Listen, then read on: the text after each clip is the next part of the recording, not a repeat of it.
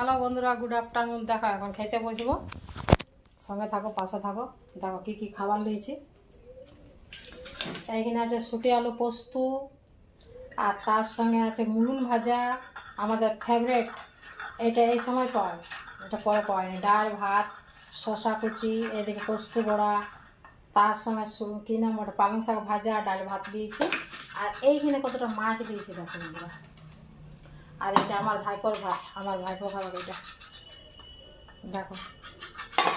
আর এখানে আমি আছি, এখানে পাঁপড় ভেজেছি। আর ভাইপোটা ওইখানে বসে আছে, এখন খেতে ডাকছি ওকে। খাবি রে বাবু, আয় খাবি, আয়।